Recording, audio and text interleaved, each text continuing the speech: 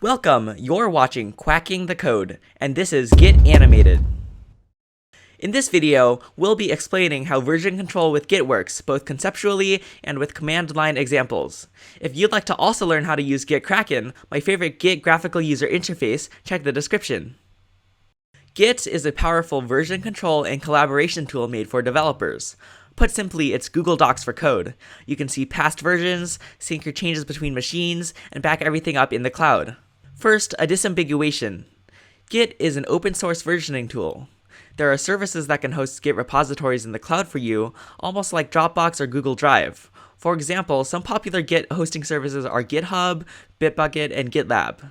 This tutorial will be covering the Git system and some features that most hosting services provide, such as pull requests. Let's get started by learning how to use Git if you're working by yourself. Later, we'll apply this to if you're working on a team, but right now, let's simplify things. Welcome to Git. Let's create a repository, a container for all your code. Go to GitHub, GitLab, or Bitbucket, create a repository, and make a copy on your machine by cloning it.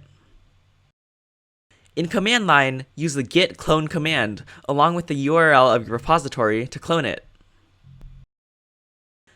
Every repository comes with the default branch called main or master. Think of your branch as a quest log. At the tip of your branch is your code in its current state. But if you go backwards along the branch, you'll be able to see each change you made along the way. Each dot along this branch represents something called a commit, essentially a version of your project. Without Git, you might have to save a copy of your file each time you make a change, but Git does this for you in the form of commits. Let's create a new version of our project by adding a commit to the tree. In the command line interface, use the git add command. Type git add, then the name of the file you want to stage. Or to stage all changes, type git add-a.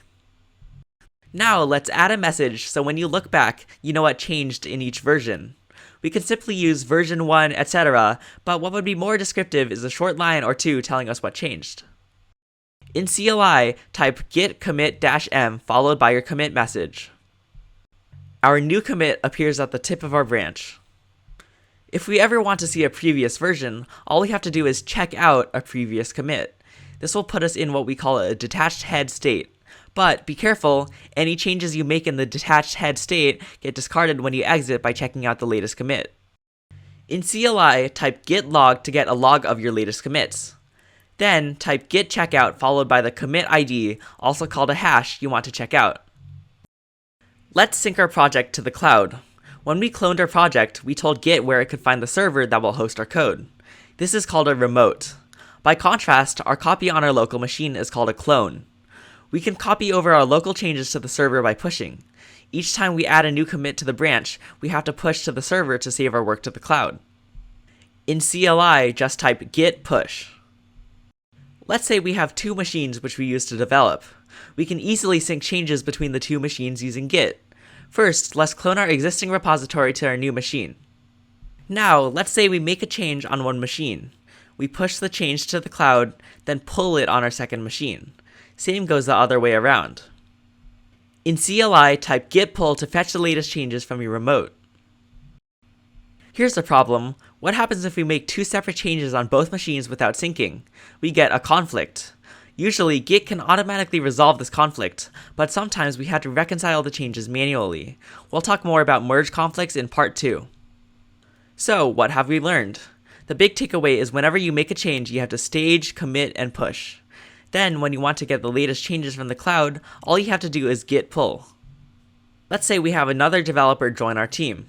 To avoid the problem where we have to reconcile two different simultaneous changes, Git has a special feature called branches. As we've learned, each repository comes with the default main branch. But let's say we're experimenting with a new feature, and we don't want to put it on the main branch just in case we want to revert our changes. So let's create a branch to put our feature on. In CLI, to create and check out a new branch, type git checkout-b followed by your feature branch name. To switch back to your main branch, type git checkout main or master. Let's add some changes to our new branch. Now we can incorporate the commits of our new branch back into our main branch by merging the feature branch into the main branch. In CLI, to merge your feature branch back into your main branch, first check out your main branch using git checkout main. Then type git merge followed by the name of your feature branch. The advantage of branches comes when we have multiple developers on our team. One person can create a branch to work on feature A, and one person can create a branch to work on feature B. Once feature A is ready to ship, we can merge it back into our main branch. Side note, when you're working alone, it's okay to merge branches yourself. But when you're on a team, when you're going from a smaller feature branch to a larger main branch, it's better to make a merge request, sometimes called a pull request, so others on your team can approve your changes first. To create a pull request if you're using Git CLI, you'll have to go to GitHub, GitLab, or Bitbucket to complete the action. Now, let's try merging feature B into main 2. Sometimes you'll be able to merge with no issues. But in other cases, such as if the two developers made changes to the same file, Git won't know how to automatically reconcile the changes. Imagine you're merging onto the freeway. You don't expect the cars traveling on the freeway to stop for you. Instead, you have to wait until there's an opening. Similarly, if you're working on a small feature branch, you have to incorporate changes from the main branch before you're allowed to merge. So let's first merge main into our feature branch. Git will tell us that there are conflicts that we have to resolve. In CLI, check out your feature branch using git checkout followed by the name of your branch. Then type git merge main. Git will tell you what files have conflicts. So what have we learned? When you start to work on a new feature, make a branch. Put your commits onto this new branch instead of the main branch. To get ready to merge back into main, first merge main into your feature branch. Then create a merge request from your feature branch into main. And this was a brief overview of Git. If you're also interested in learning how to use Git Kraken, click on the featured video. Remember to subscribe for more code tutorials and see you later.